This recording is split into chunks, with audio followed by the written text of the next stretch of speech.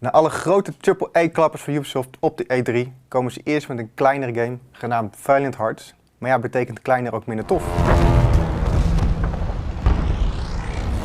To my dearest friends, through the evil noise of artillery, tanks and planes, I remember our adventures, your friendship, and your pain.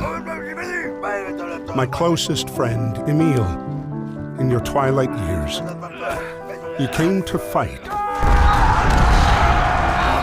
not for glory, but to mend your daughter's tears. Lucky Freddy, you were always fearless and with intent. I hope you have found peace with your letters that were never sent. Ja, Valiant Hearts, The Great War. Ja, een kleine game met een Great War. Een grote tegenstelling. Ja, dat is een tegenstelling. Ja, dit is inderdaad weer zo'n game gemaakt op de UbiArt Framework. Dat is die engine die ze hebben gemaakt die garant staat voor indie vibe. Weet je, een soort van... Ik weet niet waarom, maar het is een soort van 2D-engine en schilderen. Er staat daar... Het is alsof je een cartoon speelt. Ja. En Charles Light hebben we hiervoor gehad. En dat was dan meer schilderachtig, zeg maar. Ja. Wat meer aquarel. Rayman Legends. Rayman Legends uiteraard. En hier gaan we echt terug naar een soort van Franse cartoon.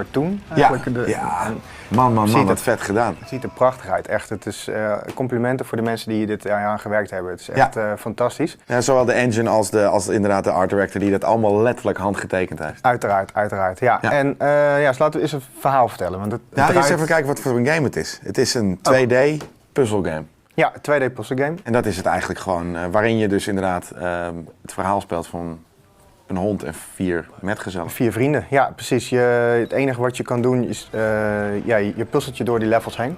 Je kan de dingen daar nog verzamelen, waardoor je nog meer achtergrond krijgt van de Eerste Wereldoorlog. Ja. En verder volg je het verhaal van die helden. Het is overigens gebaseerd op brieven die ze gevonden hebben tijdens de Eerste Wereldoorlog. Ja, dus in ieder geval van de Eerste Wereldoorlog. Ja, het is dus redelijk, de gebeurtenissen komen redelijk overeen. En dat klopt ook, alle gebeurtenissen waardoor ze heen gaan, die zijn ook echt gebeurd. Precies. Het is wel een beetje fictief, dus je moet wel die bijvoorbeeld bij Fort Donahue, wat daar gebeurt, dat hebben zij zelf ingevuld. Ja.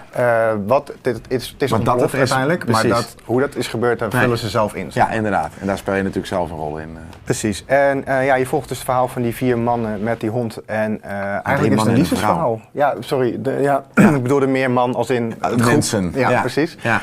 Maar het draait om een liefdesverhaal. Ja. Het begint bij Carl. Carl is een Duitser, die woont in Frankrijk. Maar die moet naar het front voor de Duitsers. Ja, voor de Duitsers. Ja, en zijn vrouw die blijft erachter met een jong pasgeboren babytje. En haar vader, Emile, die moet gaan strijden voor het Franse front. Precies, en die komt op een gegeven moment in een kamp terecht. Ja, die komt in een kamp terecht. Ondertussen leert hij een goede vriend, een Amerikaan, Freddy, komt hij tegen, waar je ook mee gaat spelen.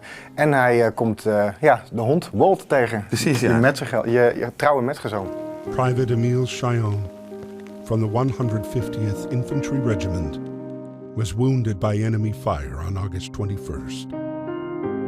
He has been captured by the enemy. Hopefully, you shall receive news from him soon. Dus eigenlijk vanaf daar gaat het verhaal, draait een beetje, weet je, om die hele verbintenis tussen al die mensen. En dat wordt een beetje gevormd door die hond. Ja, precies. Weet je, die hond is af en toe gaat hij eventjes op pad en dan komt weer iemand anders tegen. En dan kom je nog 2, een non, ik weet niet hoe ze heet. Anna is eigenlijk een soort van verzetstrijder-idee die dan mensen gaat verzorgen. En dat vind ik ook tof. Zij komt er ook, het is ook echt gebeurd in de Eerste Wereldoorlog, dat Frankrijk heeft alle taxis ingezet om de mensen naar het front te brengen.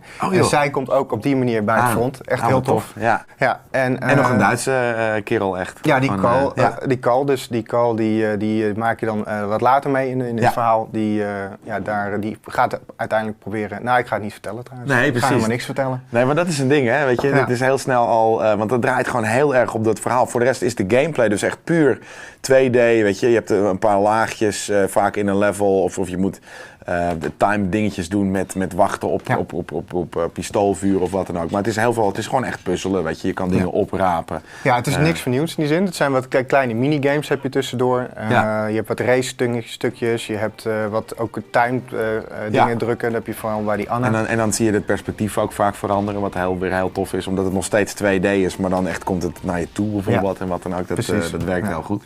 Ja, maar naast het visuele, ik moet zeggen ook de audio, de muziek is ook fantastisch. Nou ja, maar gewoon de hele... En dat is gewoon het sterke, weet je. Want we kunnen zeggen van puzzelen dit en dat. We kunnen puzzeltjes gaan uitleggen, weet je. Dingen gooien, dingen van, maakt niet zoveel uit. Ja. Het gaat bij deze game puur om de stijl. Ja, om de stijl. Ja, om het verhaal. Ja, precies, samen. Gewoon de vibe, de setting en die gameplay is prima, weet je, er is niks mis aan, maar is niet heel uitdagend of niet heel nee, het is nooit echt moeilijk. Nee. Als je er niet doorheen komt, dan ben je of op een plekje niet geweest, of je hebt een voorwerp overgeslagen. Precies. Maar uiteindelijk kom je er altijd wel doorheen. Ja, daarom, weet je, af en toe moet je even schuilen voor een Duitser of wat dan ook. Maar daar gaat het niet om. Het gaat inderdaad puur om weet je, de emotie die je...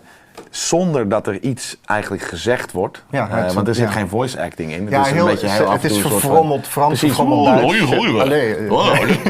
Weet je, ja, dat soort dingen. Ja, maar alleen maar grappige woordjes en dit en dat. En ook als je tegen zijn hond praat en dat soort dingen. Maar weet je, nergens, er zijn ook al cutscenes of zo, maar nergens wordt er echt iets verteld. Het wordt alleen maar beeldend gedaan. En dat is echt heel erg goed. Samen met dat stijltje en met hoe dat allemaal samenkomt, is dat echt wel heel erg speciaal. Ja, ik durf trouwens nog, ik ga een gewaagde uitspraak doen. Ik ga het nog zelfs verder trekken. Deze game is meer dan een puzzle game. Het is bijna een serious game. Wat is een serious game? Serious game is dat het een ander doel heeft. Dus het heeft mensen dingen te leren, mensen iets bij te brengen, zorgen dat ze iets het heeft een praktisch doel, zeg maar. Ja, niet alleen entertainment bedoel je. Denk je dat... Nou, want de makers hebben heel erg samengewerkt met de makers van Apocalypse World War I. Precies, wat echt een National Geographic-achtige serie is. Ja. Dus ja, misschien willen ze ook wel echt gewoon de World War I aan de kaart stellen. Het is ook 100 jaar geleden natuurlijk precies. Exact. Ze vertellen een mooi verhaal, maar ondertussen wordt er bij elk level, elk stukje, dingetje, voorwerp dat je vindt, zit een verhaal aan. En alles komt terug, is allemaal afgeleid uit de Eerste Wereldoorlog. Dus je wordt echt, ik heb het idee dat ze hier eigenlijk een jongere generatie kennis willen laten maken met de Eerste Wereldoorlog. Ja. Wat ik fantastisch vind. Ik ben echt... helemaal gefascineerd. Je bent fan van oorlog? Nou, ik ben gefascineerd door de Eerste Wereldoorlog. Dat komt door mijn vader. Mijn vader ik ben met mijn vader toen ik jong was ook naar Ypres geweest. Reims, al die plekken die je aandoet, Verdun. En dat heeft mij gewoon heel erg... Die oorlog fascineert mij. Het is een hele gruwelijke oorlog geweest. Met ook hele bijzondere momenten. Zoals met kerst hebben ze een staakvuren gedaan. Hebben ze samen kerst gevierd. Hebben samen kerst gevierd. De dag daarna, bam, gewoon weer Fransen en Duitsers inderdaad gewoon in de trenches en wat dan ook. En daarna gingen ze weer weg 's morgens en toen zijn ze weer gaan battelen, ja. Precies, en ik heb het idee dat ze hier een mooi verhaal, wat dus gebaseerd is op bestaande brieven, hebben willen vertellen. En daar ondertussen is het eigenlijk de Eerste Wereldoorlog laten leren kennen aan de jongere generatie, denk ik. Ja, dat idee krijg ik heel erg. En ik vind het positief in. Nou, ik ook, weet je, dat is vet. Ze doen dat goed, maar ik moet ze wel zeggen dat het komt niet als een serious game over. Het is nog steeds wel heel erg namelijk een meeslepende verhaal. Het enige wat ik daarin wel dan heb, inderdaad, wat ze daar ook mee proberen, is dat als je af en toe dingen vindt of dingen tegenkomt, dan kan je in een soort van, een minuutje catalogus-achtig ding, kan je foto's kijken. Ja. En ik moet zeggen, dat trok mij een beetje uit de game, want die foto's zelf, die zijn heel indrukwekkend en mooi vaak. En die kan je, weet je, als je dat op internet of in een documentaire zou zien, komt dat goed tot z'n recht. Ja. Ik vond het je nu het zijn echte foto's, ze zijn niet getekend. Nee, precies. Dus het waren echt, en dat trok me een beetje uit de vibe van de game, maar dat laat wel weer een klein beetje zien misschien dat het ook een beetje een serious game is. Maar wat ik zeg, ik vind het nog steeds wel gewoon een meeslepend verhaal. Precies, ik wil het niet de stempel van serious game erop zetten hoor, maar het heeft een ander doel dan dat het een echte pure entertainment game is. Ik denk dat het gewoon nog wat wil bijbrengen en ik vind het heel tof en het is gewoon dat verhaal, dat idee is verpakt in een prachtig schilderij. Maar precies. Weet je, dat is het hele ding. Het is heel simpel. Die opzet en alles, het is zo simpel, maar omdat het grafische stijltje en inderdaad die muziek en dat er niet verteld wordt en dat alles beeldend gedaan wordt. Ja. Het is wel...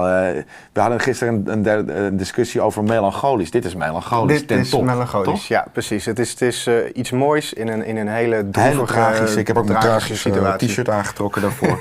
Dus dat is wat het is. Het is echt een hele speciale speciale game. En ik moet stiekem zelf nog eventjes de laatste chapters uitspelen. Maar hij zou zomaar eens in mijn eindejaarslijstjes komen. Nou, hij zit er echt, hij hikt er tegenaan. Maar dit is echt op dit moment voor de zomer. Ja, het is gewoon speciaal. Dus ik hou echt van af en toe. Elk jaar heb je een speciale game nodig. En dit is, en dit is voor mij denk ik dit jaar. Voor mij ook. Tof.